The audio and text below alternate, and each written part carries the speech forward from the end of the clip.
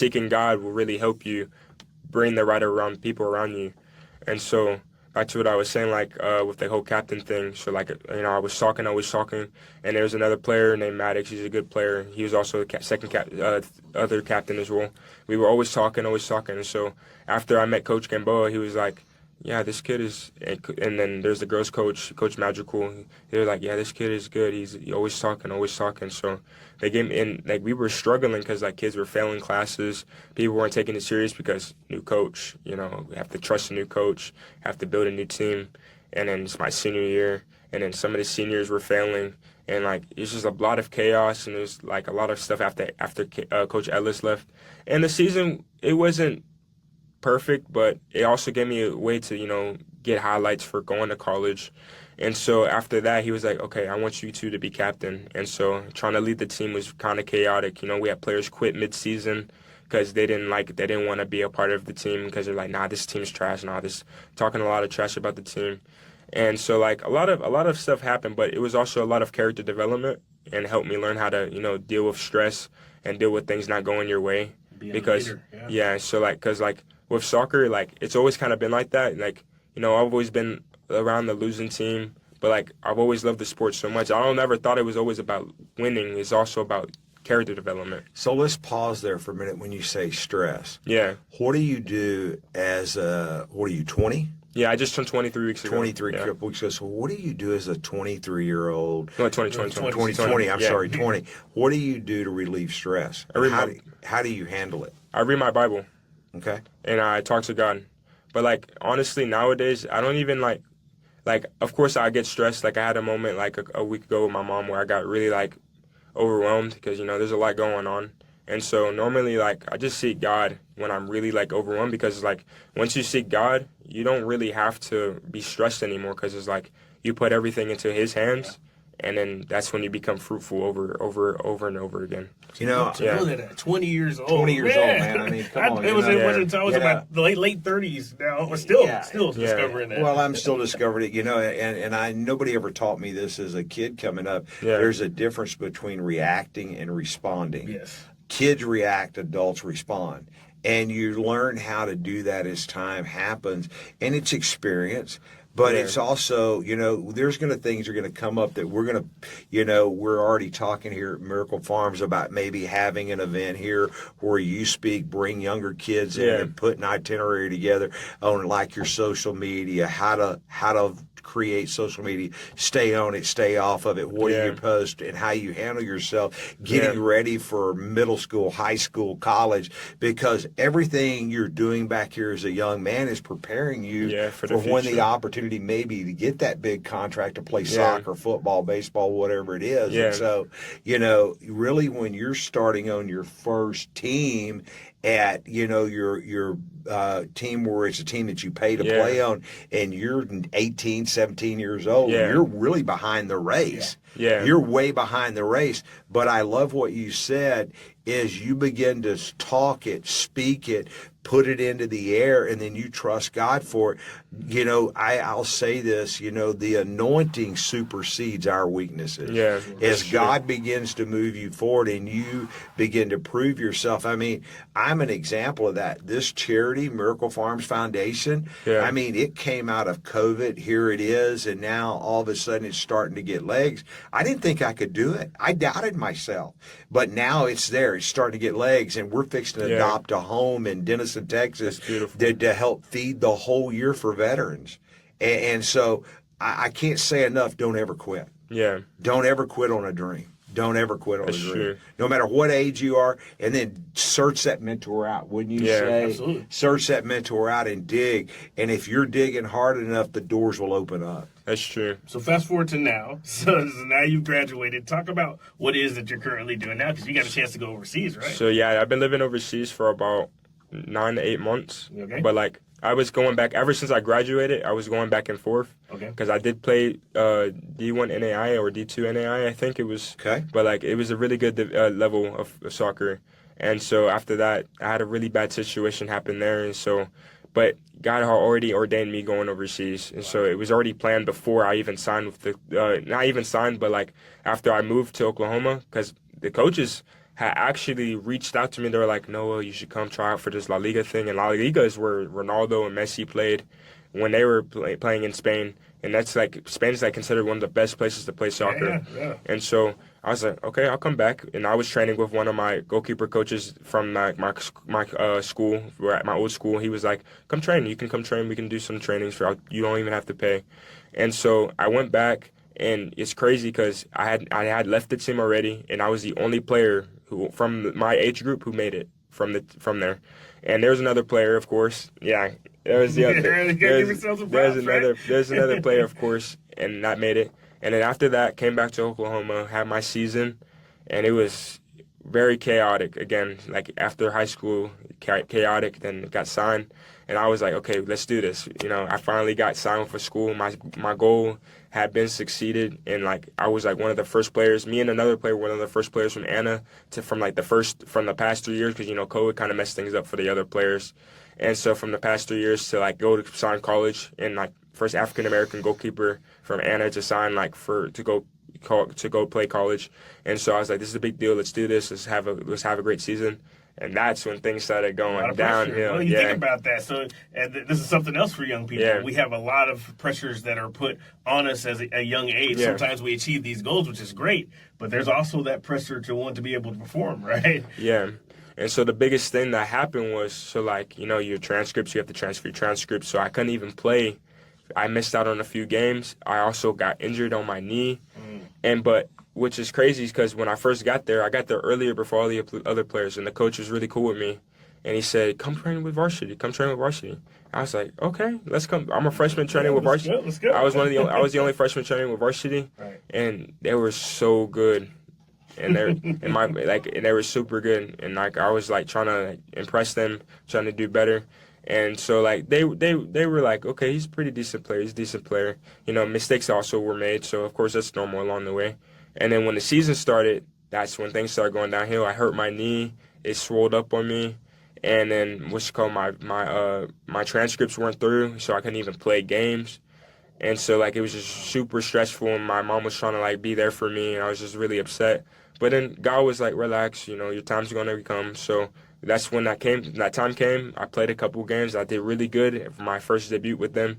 Did really good first 2 games, and then after that, it started going downhill again. That's when I started making mistakes. I started messing up, and like it just really made me upset. But like my obsessive grind never stopped. It only increased. Like every time I did worse, the more I stayed in the gym, the more I kept working.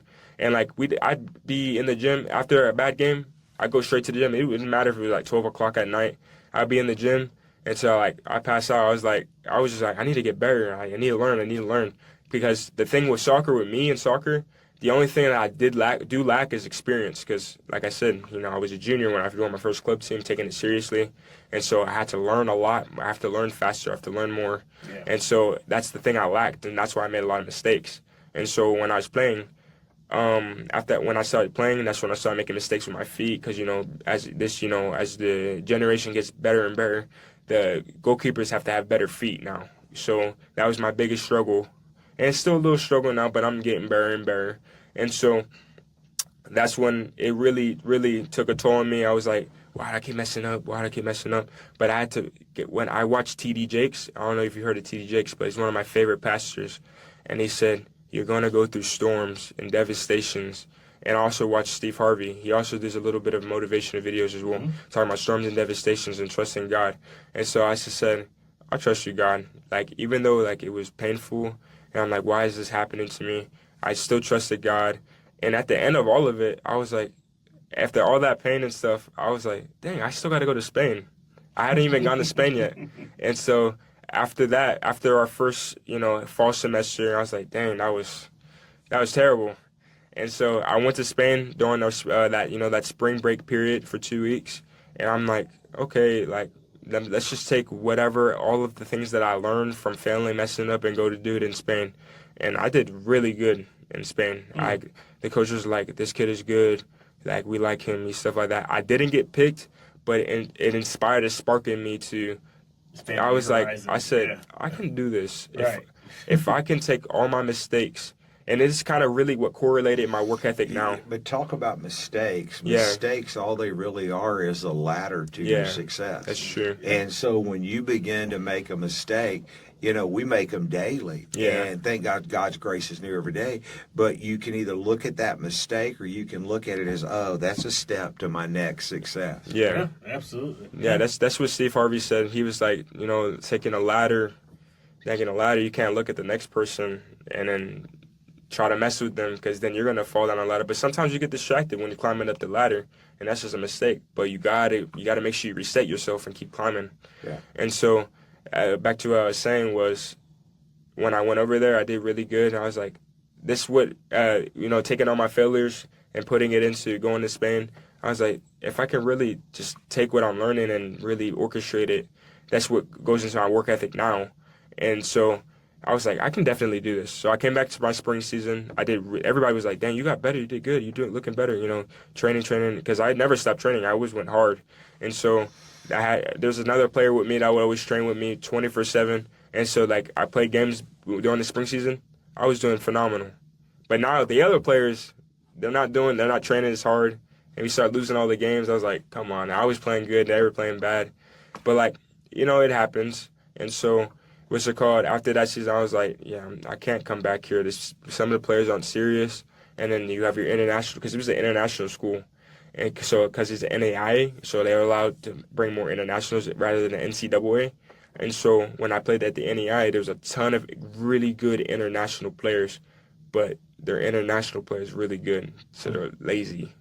So they don't work some of them. There's players that worked hard. I'm not going to say not all of them worked hard, but I for a fact was the hardest worker there. And so a lot of the international players, they're like, no, guess what? The last time I touched the ball, it was 3 months ago. I'm like, are you serious? And it made me so mad because they're so much better than when me. you feel like you're the very best and you're going through struggles and you're still dealing you got to have a certain amount of humbleness, I think, there to stay focused and stay on what the race is. For somebody, if I understand it correct, your goal is to get to where you wind up playing professional ball and getting that big contract. There's a lot of work from A to Z, and you've got to stay when you're around people that maybe not as good as you are. How do you elevate and delegate people? And that's a big thing, I think, in business, sports, everything. You see some of the best running backs, some of the best defensive, offensive linemen. They make somebody else look good, but it's a team effort. It's always team effort. No, and life is a team effort. Yeah, that's true. I can answer that question.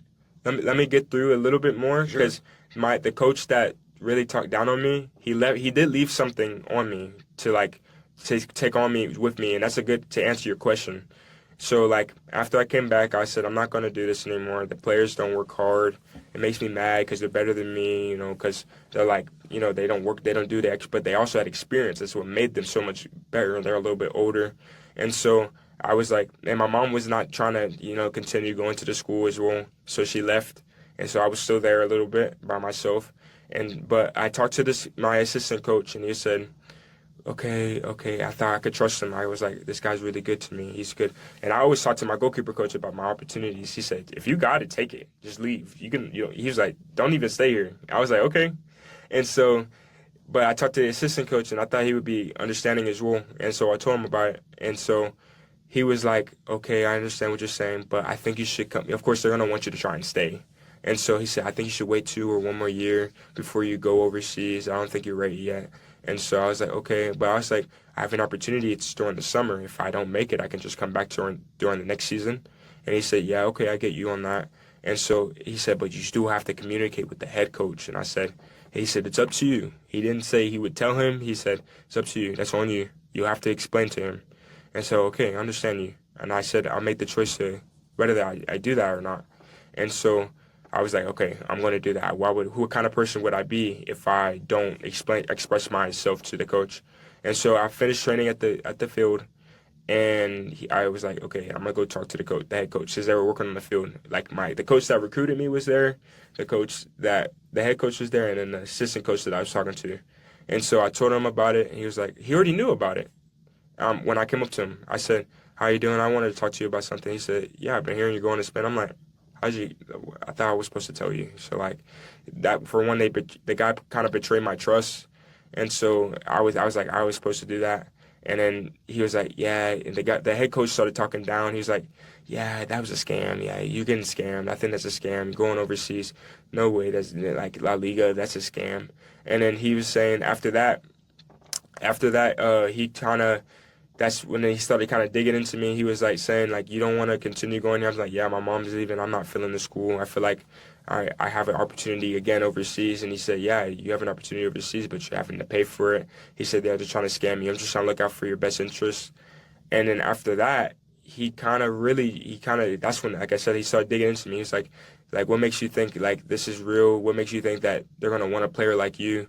Like, what makes you different from all the players over there? Like, you struggle with your feet. What makes you think that you can play over there when you struggle with your feet the most? And then he started comparing his past players to me. He said, I've had players that were 10 times better than you. What makes you think you could play? That what makes you different from them? And I said, my work ethic. And he said, your work ethic is not even that good.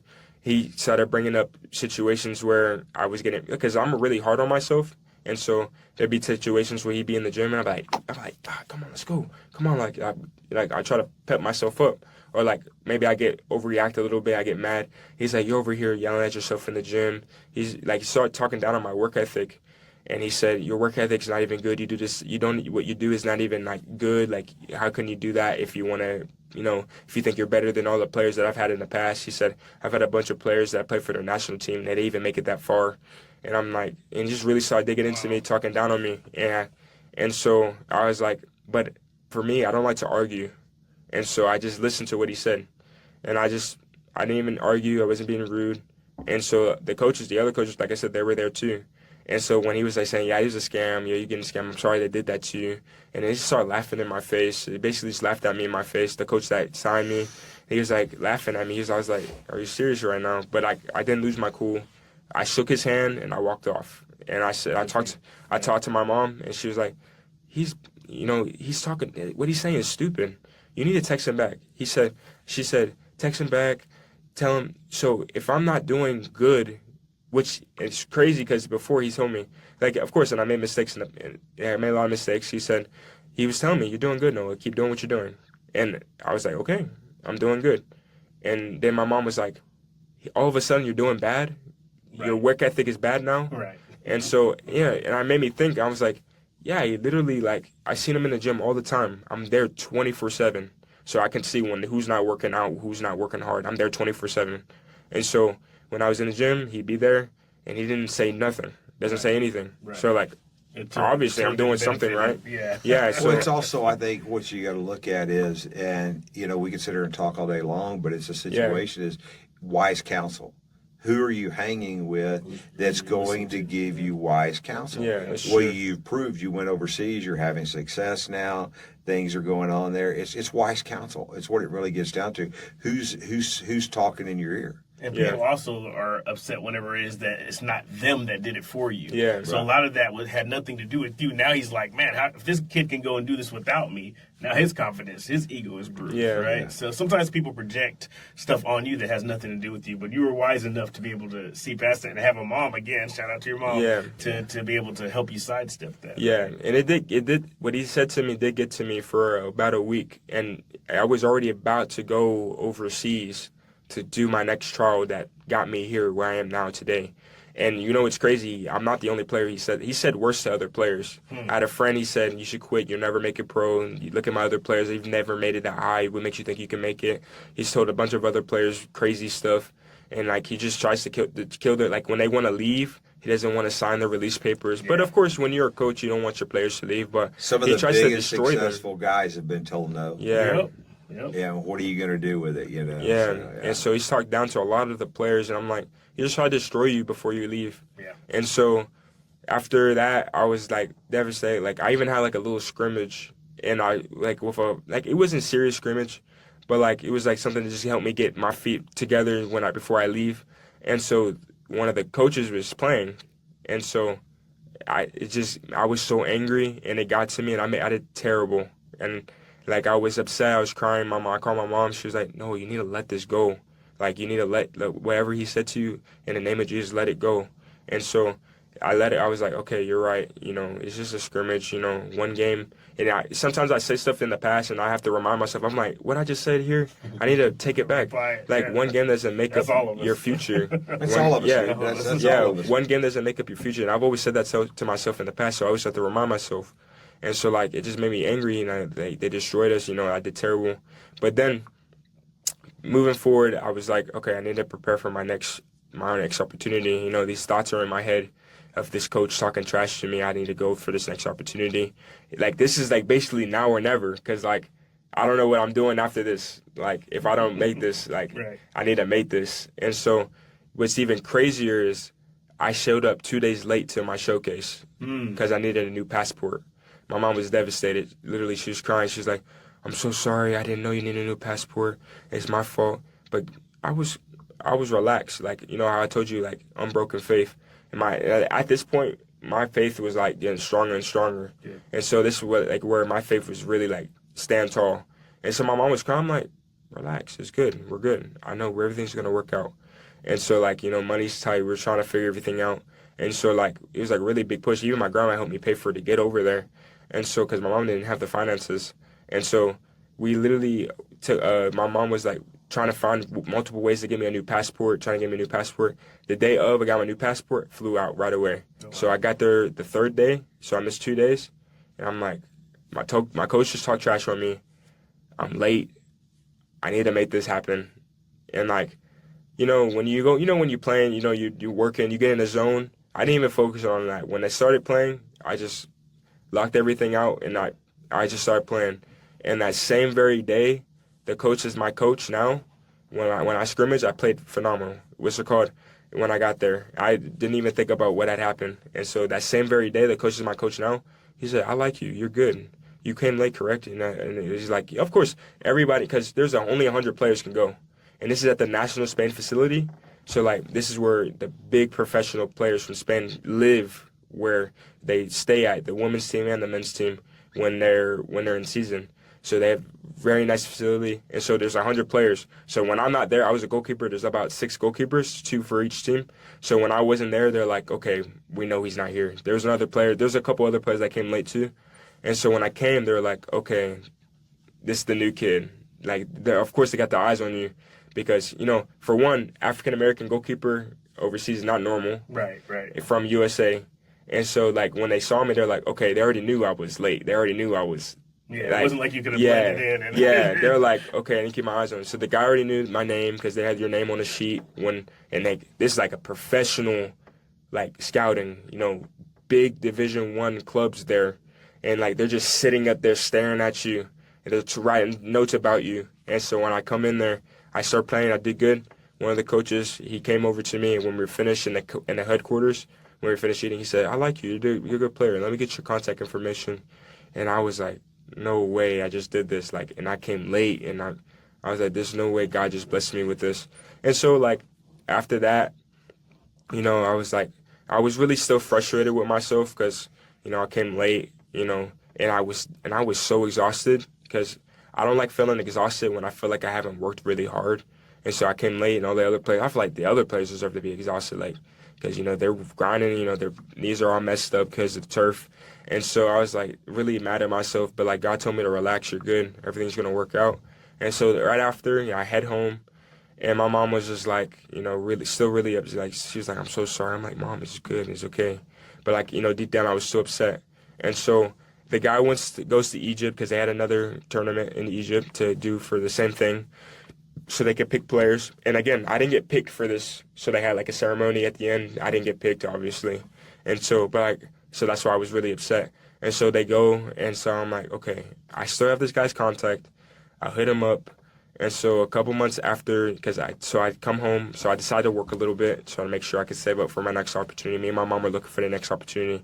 It's like, I didn't know I was going to come back.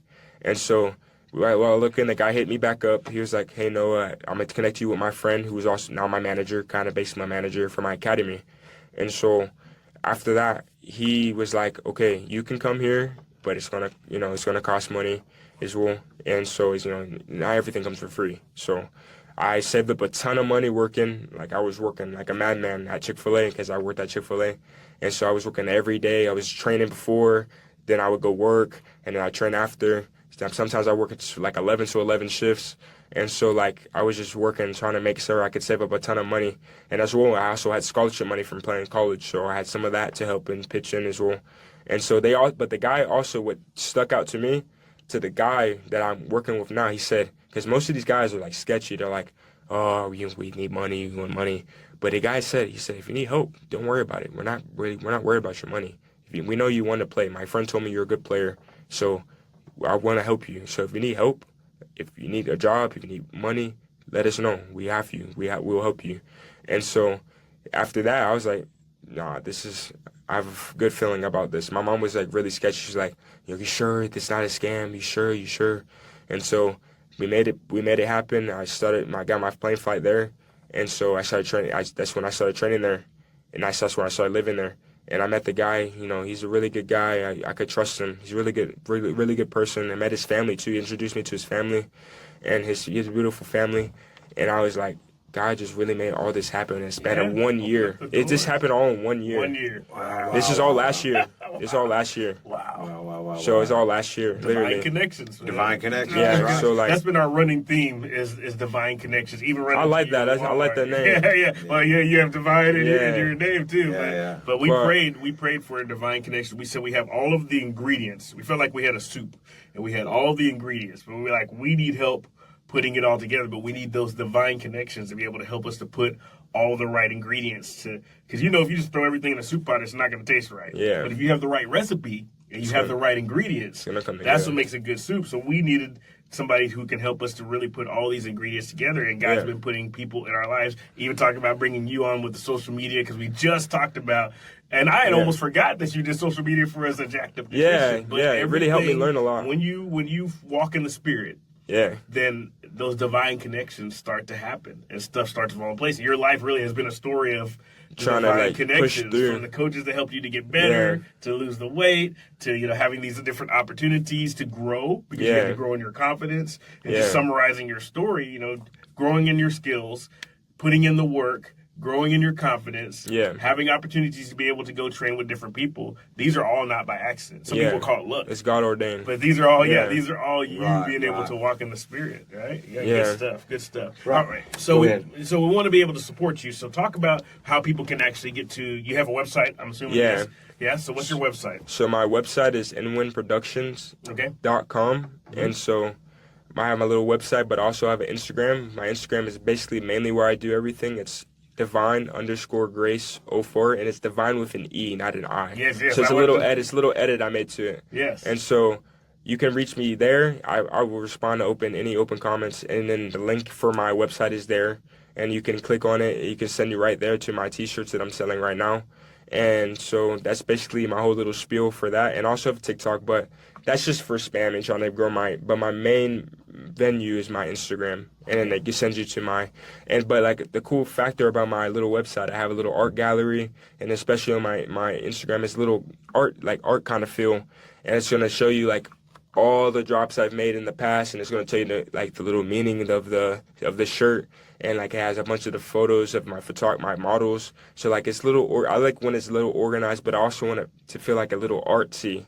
So like when someone clicks on it, I want to be like pleasing to the eye. So that's the whole little spiel I have for that. Yeah. So support this young man. Support this young entrepreneur, whether you go grab a shirt or whatever else, so on and so forth. You're going to be working with Miracle Farms Foundation as well, helping us to be able to raise some money for our different pillars as well. So, of course, go to Miracle Farms Foundation. Leon? Man, I just want to thank you for taking time. If you see this podcast and you have a way to buy shirts, help this young man. This is the future and the legacy of our country. Somebody at this age really he's acting like a 50, 60-year-old, closer to Alistair's age, Alistair, you know. ego. Yeah, so it's really Guys, check him out. Go to his website. Check him out. We'll put all of his logos up. And we just thank you for being part of our podcast today, taking time to listen to this. We'll probably cut it up in smaller bits, but it is literally, this is who I want. These are the kind of people I want to put my time into. And this is our future and our legacy of our country coming together and working for change. And so, check out Miracle Farms. Check us out at helpbeamiracle.com. Check out his logos, his websites up. Go buy $100 million worth of T-shirts. He could use it. He could use it to go to school and be game changer, because as you begin to speak it into existence, it can shift your environment. Like, share this with somebody who it is they'll be inspired by, especially if you have young people. I think are going to be really inspired by Noah's story. So make sure that you like, share, and most importantly, follow this young man. And we'll see you on the next episode. Thanks so much. All right, thanks, Noah, for coming in. Thanks, Noah, very much. No problem. Bye.